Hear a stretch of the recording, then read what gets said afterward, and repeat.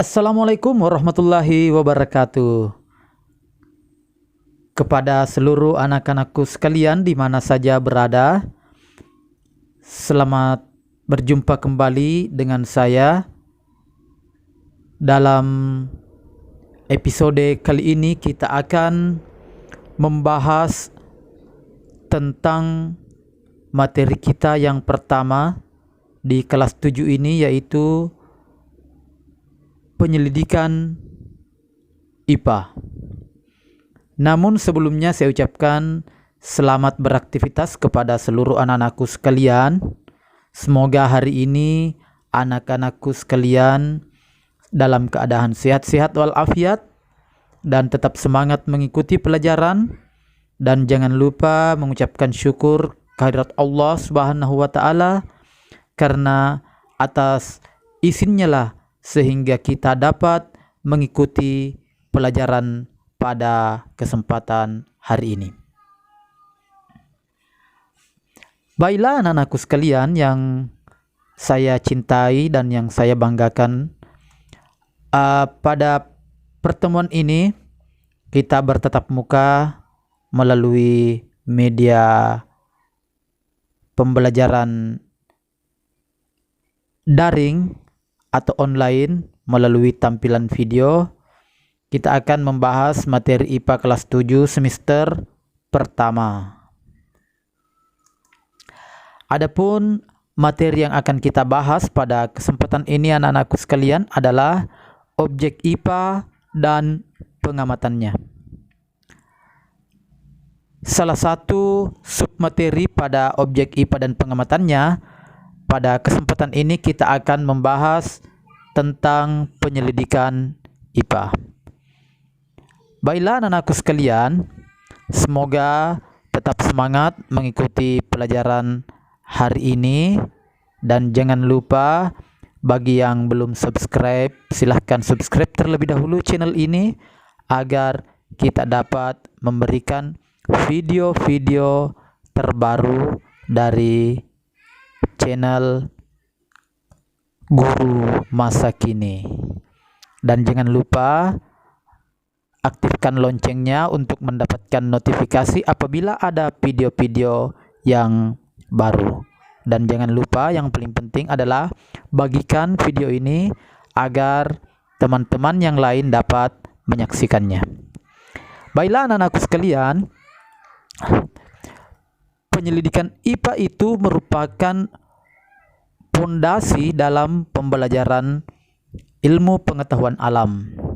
Sebenarnya kegiatan ini setiap hari kita lakukan meskipun tanpa kita menyadari bahwa kegiatan yang kita lakukan dalam kehidupan sehari-hari itu merupakan proses pembelajaran IPA. Namun karena tidak sistematis, maka hal itu tidak dapat menjadi patokan dalam proses pembelajaran sebagaimana kurikulum yang kita ajarkan di sekolah. Penyelidikan IPA itu mempunyai dua fondasi utama. Yang pertama, jika kita ingin melakukan penyelidikan IPA, kita harus mempunyai keterampilan. Keterampilan di sini kita akan menggunakan bahasa keterampilan proses dalam IPA. Kemudian fondasi kedua adalah sikap. Dalam hal ini, sikap yang akan kita tuangkan adalah sikap ilmiah. Inilah yang akan kita uraikan pada pertemuan kali ini. Pada keterampilan proses dalam IPA itu ada dua macam keterampilan yang harus kita miliki. Yang pertama adalah keterampilan proses sains dasar atau biasa kita sebut dengan basic skill. Itu anak-anakku sekalian. Kemudian yang kedua adalah keterampilan proses sains terintegrasi atau biasa juga disebut dengan integrated skill.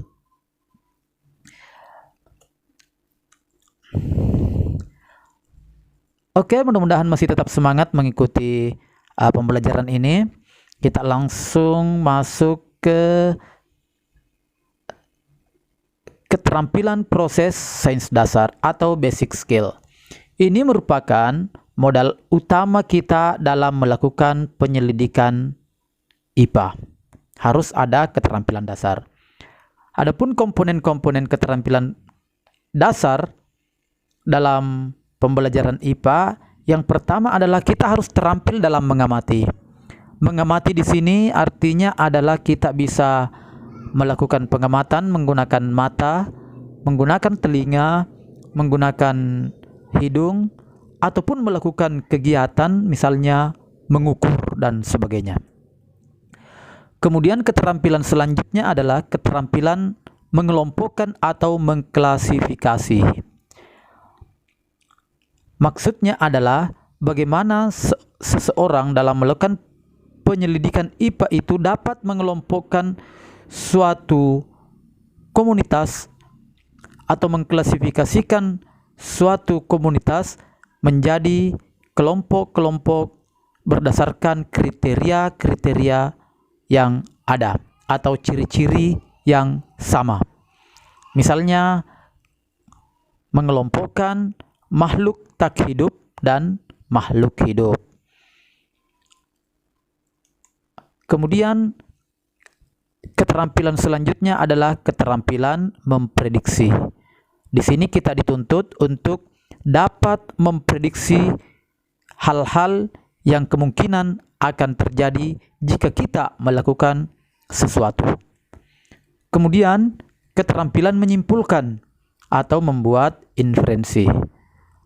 Seseorang yang melakukan penyelidikan IPA itu diharapkan terampil untuk membuat sebuah kesimpulan atau membuat inferensi dari hasil yang diamati, yang dikelompokkan, dan yang diprediksi.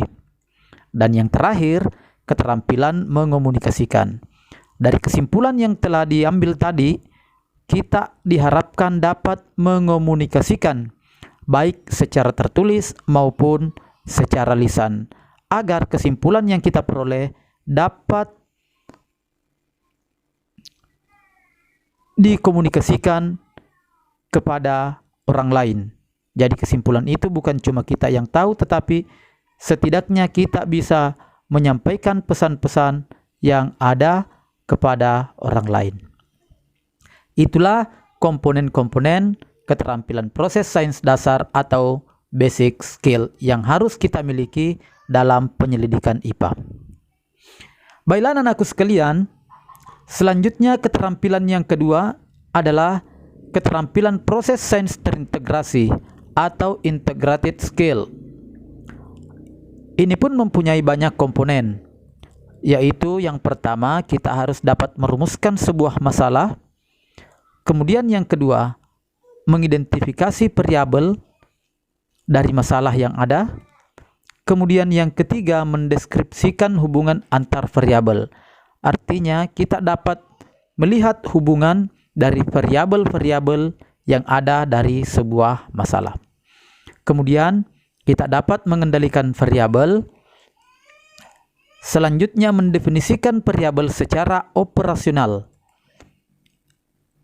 Kemudian memperoleh dan menyajikan data. Kemudian menganalisis data, merumuskan hipotesis, merancang penelitian, dan melakukan penyelidikan atau percobaan. Inilah komponen-komponen keterampilan proses sains yang terintegrasi atau biasa diistilahkan dengan integrated skill. Inilah keterampilan-keterampilan yang harus kita miliki dalam proses penyelidikan IPA. Setidaknya hal-hal ini dapat membantu kita dalam melakukan kegiatan-kegiatan penyelidikan ilmu pengetahuan alam. Anakku sekalian, selain keterampilan tadi, kita juga harus mempunyai sikap ilmiah. Sikap ilmiah ini yang pertama kita harus ketahui adalah kita mampu membedakan opini dan fakta.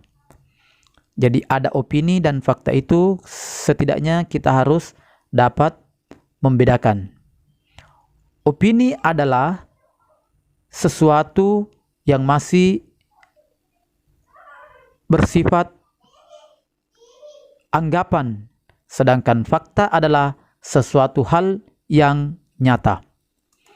Kemudian yang kedua, sikap ilmiah yang harus kita miliki adalah berani mencoba. Kemudian yang ketiga adalah jujur, kemudian teliti, dan selalu ingin tahu. Kemudian objektif, mau bekerja sama, terbuka dan fleksibel, bertanggung jawab, ulet dan gigih, dan tentunya yang terakhir adalah mensyukuri karunia Tuhan. Karena apapun itu, apapun yang kita alami, apapun yang kita dapatkan, itu adalah semua bersumber dari Sang Maha Kuasa. Makanya kita dituntut sebagai seorang ilmuwan, sebagai seorang yang menuntut ilmu, diharapkan pandai untuk mensyukuri karunia Tuhan yang Maha Kuasa. Anak-anakku sekalian yang saya cintai dan yang saya banggakan, itulah beberapa komponen dasar dalam penyelidikan IPA. Namun pada dasarnya, jika kita membuat satu garis merah dalam materi ini, penyelidikan IPA itu bisa kita kerucutkan menjadi 3 hal yang sangat mendasar. Yang pertama adalah pengamatan, di mana pengamatan di sini bisa kita menggunakan panca indera, termasuk melakukan pengukuran dengan alat ukur yang sesuai, dan pengamatan dilakukan untuk mengumpulkan data dan informasi. Jadi penyelidikan IPA yang paling utama adalah pengamatan. Setelah pengamatan, kita diharapkan mampu membuat inferensi atau sebuah kesimpulan. Dalam hal ini, kita dapat merumuskan penjelasan berdasarkan pengamatan. Kemudian penjelasan ini digunakan untuk menemukan pola-pola atau hubungan antar aspek yang diamati dan membuat sebuah perkiraan atau suatu kesimpulan. Dan yang ketiga adalah mengomunikasikan. Artinya, hasil penyelidikan itu kita sampaikan kepada seseorang atau sekelompok orang, baik secara lisan maupun tulisan. Hal yang dikomunikasikan termasuk data yang disajikan dalam bentuk tabel, grafik, bagan, dan gambar yang relevan. Itulah 3 hal yang mendasar yang perlu kita semua lakukan dalam penyelidikan IPA. Yang pertama adalah pengamatan, kemudian yang kedua membuat inferensi, dan yang terpenting dan yang terakhir adalah mengomunikasikan. Saya rasa inilah yang menjadi topik kita pada pertemuan ini. Mudah-mudahan ini dapat menjadi bahan materi pelajaran untuk anak-anakku semua. Terima kasih. Assalamualaikum warahmatullahi wabarakatuh. Selamat belajar.